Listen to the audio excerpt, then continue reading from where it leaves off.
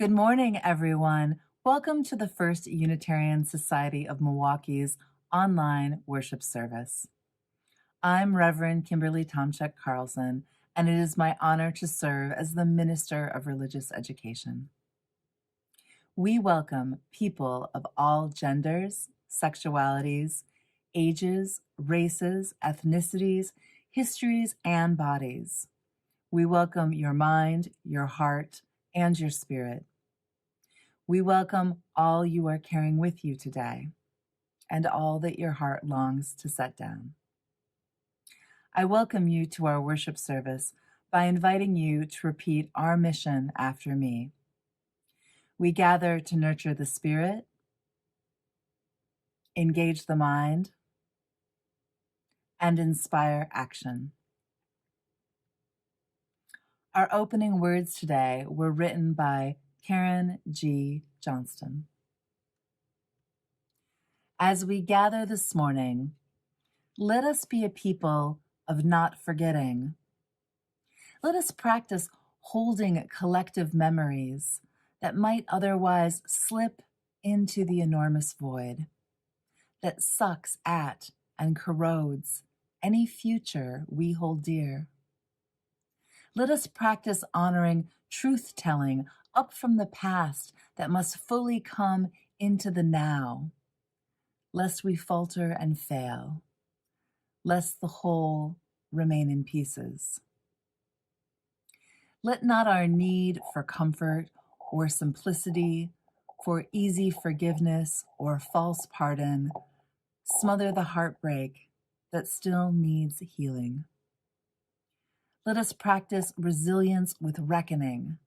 Let us marry memory and promise. Let us dance in the tension we find there. Let us rest in the integrity we cultivate there. Let us be partners with the possibility that emerges there. It is good we gather.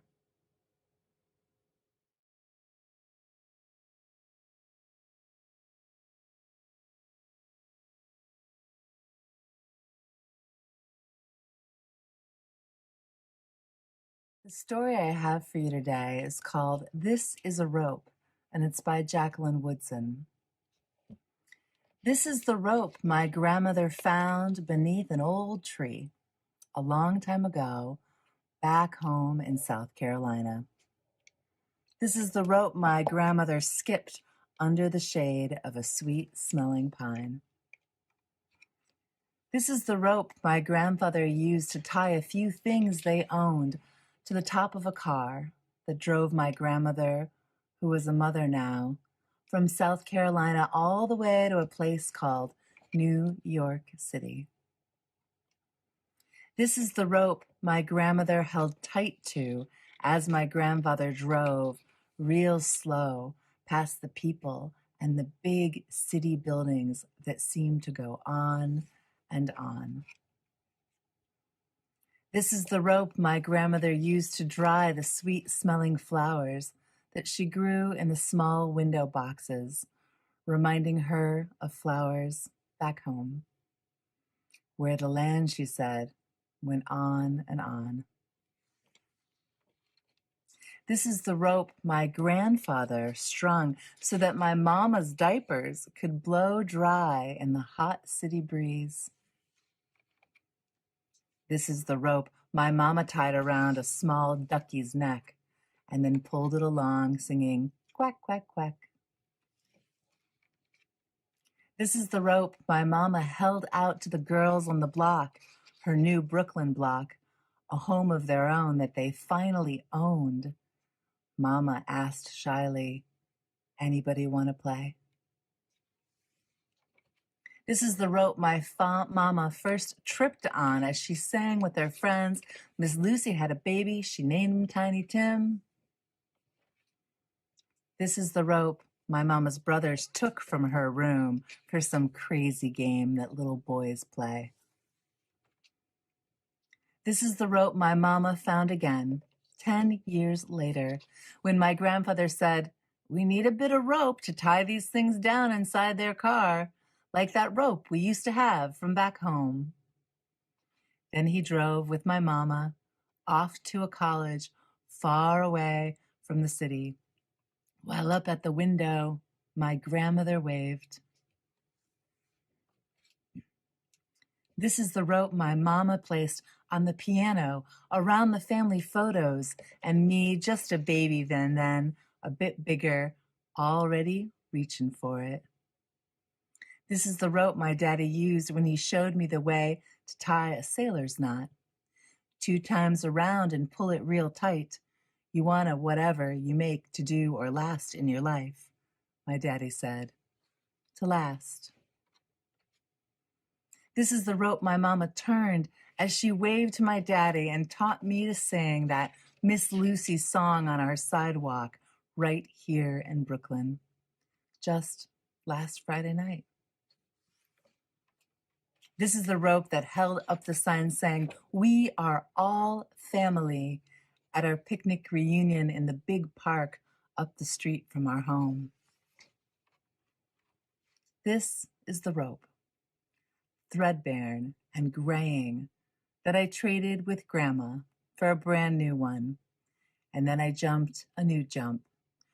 My name is Beatrice. I come from Brooklyn. As my family smiled proudly, and the sun began setting as Grandma held on to her rope from way back home, and her long ago memory of sweet smelling pine. The end.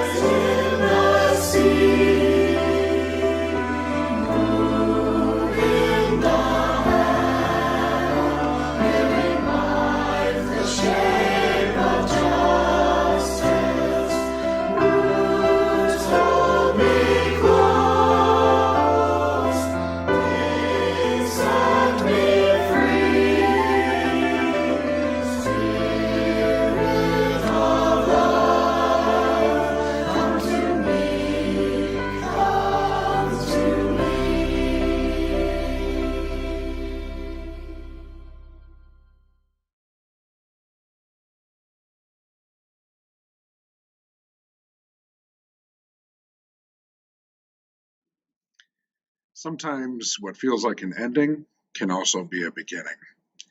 And sometimes it can be hard to see the beginning part when you're really hurting from the ending part. About a dozen years ago, the marriage I was a part of came to an end. We had been a family, a dad, a mom, a son, and a daughter, but the husband and wife part, that had to end. Divorce is never easy, not for anyone, not for the parents, and not for the children. And it was hard, hard for me. I had thought we would always be a family, and when that changed, I didn't know how to live that way. A lot of things changed, and they changed quickly. It took me a long time to catch up with some of those changes. One thing that changed was that I started to be a parent on my own. With my kids, I was still their dad, but when it came to being their parent, I was on my own and not part of a team anymore. At first, this was scary and hard, but after a while, I started to realize I could do things the way I thought they should be done. I realized I could make my own choices about what I thought was best for my kiddos. One of those choices led me to this church. Before, their mom and I had been raising them with no religion at all. Neither she nor I really belonged to any church or practiced any religion, so it made sense to raise our children the same way. But a thought came to me, and I realized that raising them with no religion was kind of the same thing as raising them with a religion. Or by raising them without any religion, we had been making the choice for them just as much as we would have been making the choice for them if we'd raised them Catholic or Protestant or Muslim or Hindu or any religion. I wanted my kiddos to be able to make their own choices about their lives, to choose one faith or another, or none at all. I knew a little bit about this church and about Unitarian Universalism, and I knew that Unitarians tried to learn about many religions and tried to be okay with people having their own beliefs. We say to seek the truth in love. So I signed my son and daughter up for RE classes, and I started coming to First Church myself. I took some classes myself here to learn about UUism, and I became an official member. Because I'm a teacher, I volunteered to teach RE classes, and in those classes, my son and daughter saw some friends they already knew from their school, and they made a few new friends too. Some of them are still friends today. And I told my son and my daughter why I wanted them to go to RE classes. It was the thing I said earlier. I wanted them to have good information that would help them make their own decisions about religion and their own lives. And they did. At one point, one of them said, I believe in Jesus, but I also believe in Poseidon and Hades too. The other one told me that they were pretty sure there were no gods, not for real. They had made up their minds, and they still do to this day. I'm proud of them for that, and I'm grateful to this church and all the people who help them learn to make their own decisions. I don't know how things would have turned out if their mom and I had not gotten divorced. Maybe my children would have learned to make their own choices about religion, and maybe not. But that's not what happened. Instead, this is what happened. And I'm glad it did. The three of us, my daughter, my son, and me, we came here to this place. We talked to each other about what we believe and what was important to us. We met people to talk to and share ideas and disagreements with. Together we came to this place, and from there we each went our own different ways. But those differences, and our talks about those differences, kept us connected. They didn't separate us. The family we had been changed, and the three of us found new ways to be a family. And First Church was one of those ways. It was hard to see it at the time. Divorce often comes with a lot of sadness and some pain. But that ending was the beginning of a new part of our lives. This part. And I'm glad we have this part. I really am.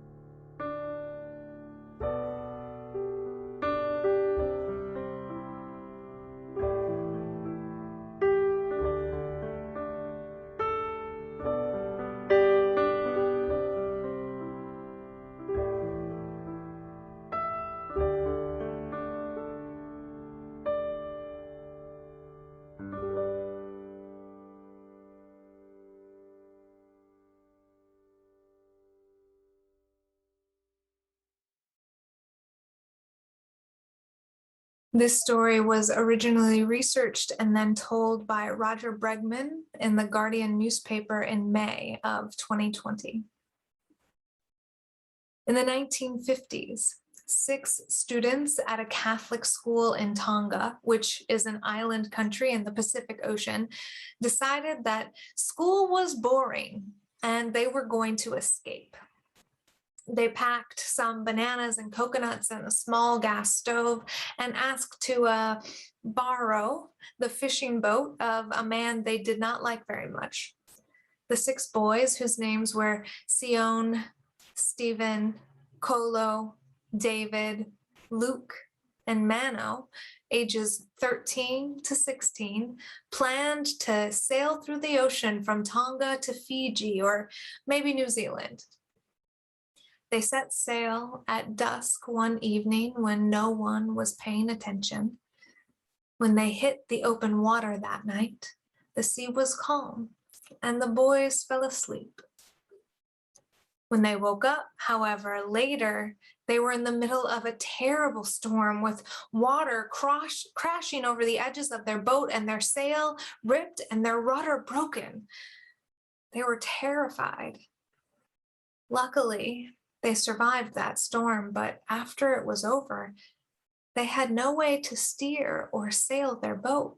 None of them had even packed a map or a compass. They just drifted for 8 days across the water. They ate everything that they had with them and they caught rainwater and coconut shells. When the food was gone, they had nothing left. And each boy just took 1 drink of rainwater from the coconut shell every morning and every night.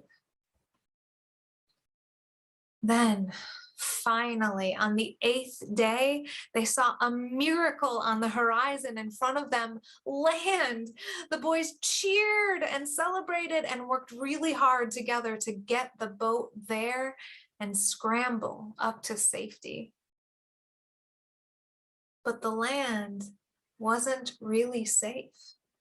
Today, people call the island those boys landed on uninhabitable. That means it isn't a place that people can live. It was mostly rock, and some of the rock was 1,000 feet high. But the boys worked together to make it a place that they could live. Slowly, they grew a garden. They figured out how to build a fire, which was really hard because all they had with them was a knife, and starting a fire from rocks and a knife is really, really hard. But once they got the fire started, they took shifts tending to it so that it never went out. For more than a year, every day, day and night, the boys took shifts and kept the fire going. They also took shifts tending the garden and working in the kitchen and guarding their camp. They fed one another and protected one another, took care of each other's bodies. But these boys, as they lived together, learned to take care of each other's hearts and spirits too. Sometimes they argued, but whenever they did, they managed it by having whoever was arguing take time out. They tended to each other, body and soul. Every day they started the day and ended it by singing and saying a prayer together. One really scary day, their bonds were tested. Stephen was climbing out on the rocks and he slipped. He fell off of a high cliff and he was hurt badly. But his band of brothers carefully climbed down the cliff and found their way to him. And then they worked together and figured out how to carry Stephen to safety. They discovered that his leg was broken. And somehow the boys figured out how to set a broken leg in the wilderness. They gathered sticks and leaves, and they used those to set Stephen's leg. It was really scary, having one of their small group down and not able to help anymore. And it was scary for Stephen to have a broken leg and not be able to take care of himself in the wilderness. But his friends told him not to worry. They would take care of him while he healed, which slowly but surely he did. His broken leg healed perfectly. Eventually, a fisherman sailing by this sole island in the middle of the sea noticed that there were burned patches in the middle of the green on the side of those rocky cliffs. The fisherman thought that was strange because no people were supposed to have lived on this island for more than 100 years, and it's pretty rare for fires to start on their own in tropical islands. So the fisherman, whose name was Peter, took out a pair of binoculars and he looked a little more closely at this island to try to see what was going on. And then he saw it. There was a boy with long hair down to his waist, leaping off of a cliff into the water. And then there were 5 more boys who jumped after the first boy into the water. Peter sailed to the island to check it out. And as the boys watched the boat approach, they knew they were finally being rescued. They had survived for 15 months on their own on a deserted island that didn't have any food or water or shelter beyond what they were able to catch or build or grow. And together, cooperating, they learned how to catch and build and grow what they needed to live because they had each other, their chosen family, and that was enough to survive. The 6 boys, Sion, Stephen, Kolo, David, Luke, and Mano, and the fisherman, Peter, remained chosen family for the rest of their lives.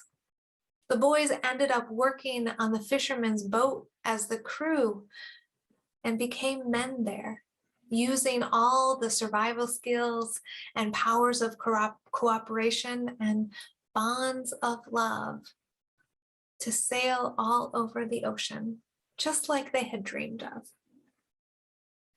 And when they were old men, they still lived one another, friends, family, forever. Do you know where your grandparents grew up? Do you know where your parents went to high school? Do you know a story in your family about something really terrible happening, like an illness or a fire? Do you know how they got through it? Too often, our family stories of struggle are not shared. Perhaps initially, this is because the grief is so poignant, and those who have struggled are weary and sad. And our culture, it tends to encourage us to move on, not to linger on anything bad or uncomfortable, perhaps out of fear of inviting in more bad fortune or encouraging victimhood. We are clearly taught from a young age to look forward and to keep on keeping on. The family focus becomes the hope and the promise of the next generation, because every parent who has ever held their child for the first time has the wish in their heart that nothing bad ever happened to them. But of course, that is not possible. So, what is the next best thing that we can do to give our families, chosen and inherited, to give our children the strength, the will, the resilience to embrace life and all of its loveliness and ugliness? The answer is surprisingly simple. Tell the hard stories, like the ones you have heard here today. Stories of struggle, confusion, being lost, feeling alone, and then reconnecting with our people and finding our way to new places. Dr. Marshall Duke and Dr. Robin Favouche are professors of psychology at Emory University, and they have been researching the qualities of resilience in families and children for decades. The doctors have done this by tracking dinner conversations, asking those "do you know" questions that I began with, and testing the children's psychological health over the years. The evidence is overwhelming. Knowing your family's story makes you more competent. Understanding your roots gives you a stronger sense of self, of purpose, and resilience to continue, even when life does not seem to make very much sense. During this pandemic, life certainly has made less sense. Early in our isolation, my family was grasping for anchors in the new unknown. An old story was dusted off, one that was almost forgotten about my grandma June, who spent her whole life in Racine, Wisconsin. When my child asked, "Has this ever happened to us before?" I thought I remembered a story about her being sick and locked in a house. Maybe it was flu, I thought, or could it have been the smallpox? I didn't know. I had to call my father to double check. "Isn't there a family story about how Grandma was locked in her house as a little girl?" I asked him. "Yes," he said. He had almost forgotten too. It was scarlet fever outbreak, he told me.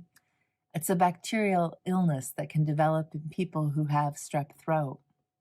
Nowadays, we just treat strep with antibiotics before it gets that bad, but at that time, isolation was how it was controlled. So she was locked in the house with her mother and her siblings. Her father, my father's grandfather, had to crawl in and out of the bedroom window and leave them food every night on the front door. That story did somehow help. They had had it worse. They had gotten through it. We could too. We humans need story. We tell stories to give life experience shape. The narrative organizes our story into a beginning, a middle, heroes and situations, solutions, and endings.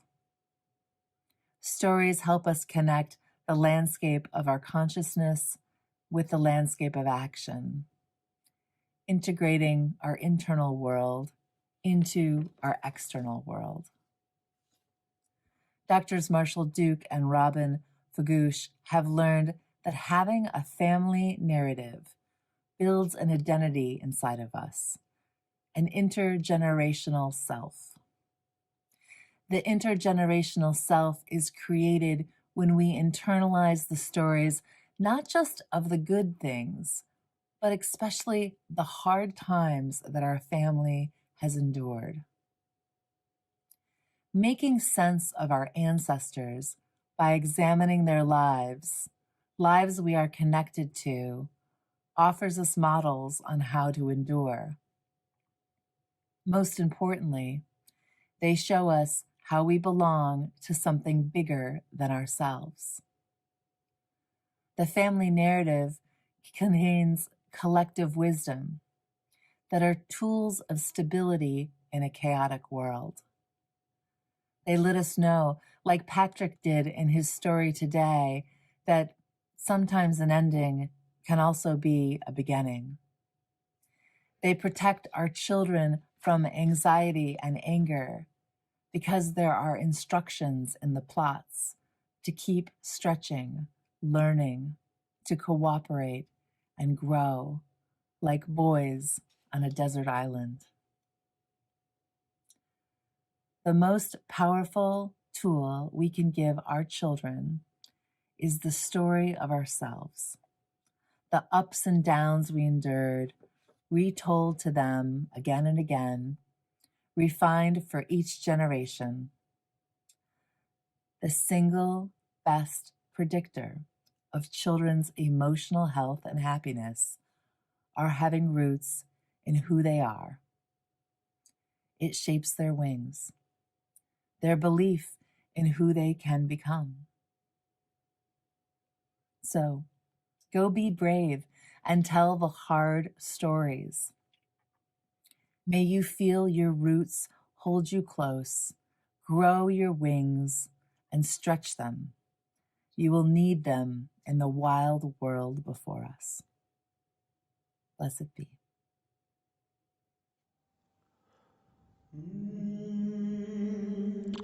Oh, I don't want to run this race in vain.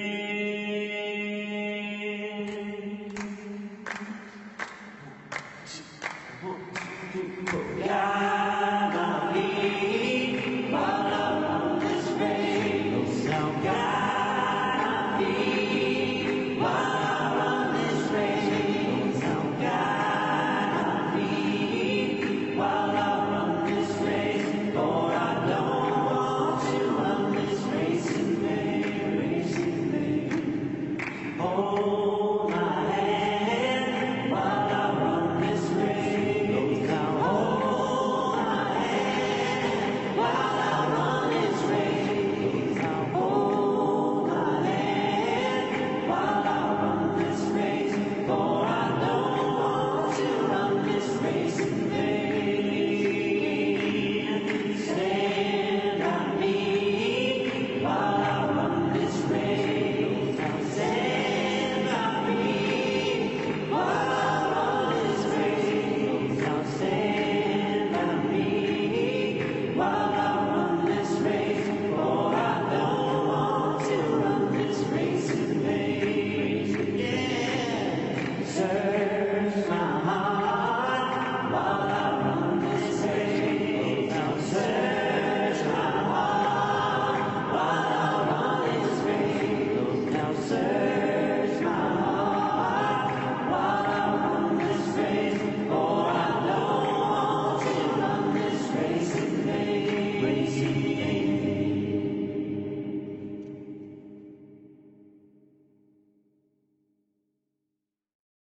Thank you all so much for your generosity. Pledges are the core of our church's spiritual practice of generosity. We are grateful for the additional gifts of support to our ministry and thank the folks out there who are appreciating this online ministry and supporting it by texting 73256 with the message "Give to UU" or giving on our website bit.ly/UU ways to give. Your gifts help us to continue to provide this ministry. We also share the plate with an organization each month.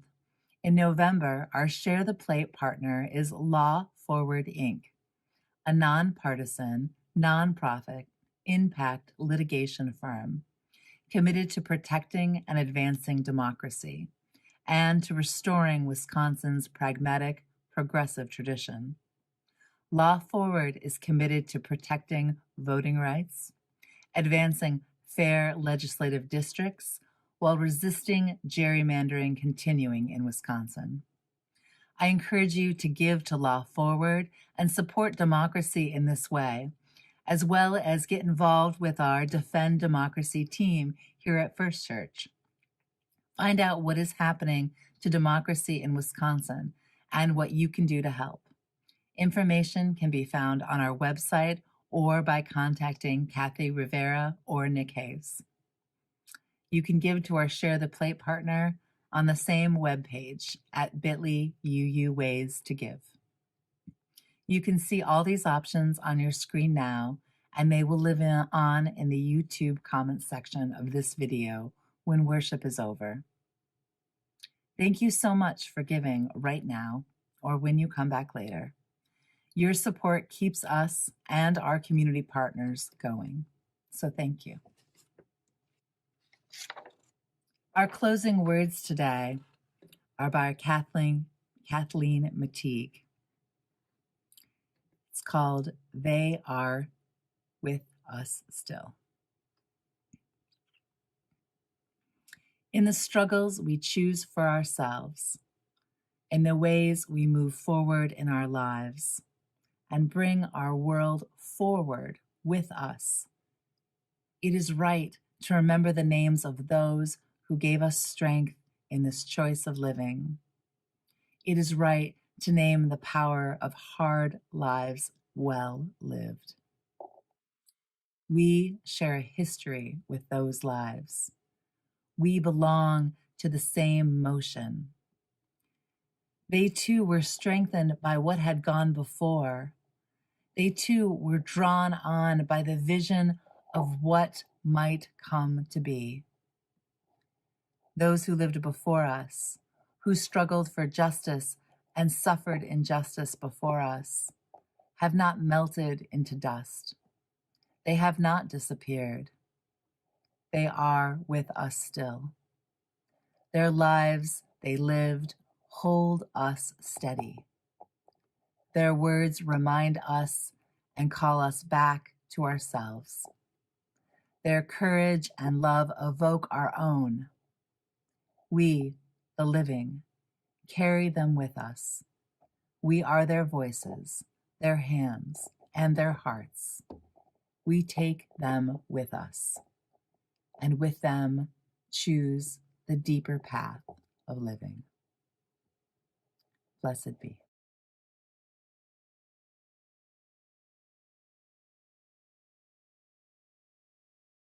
We are going, heaven knows where we are going. We know within, and we will get there. Heaven knows how we will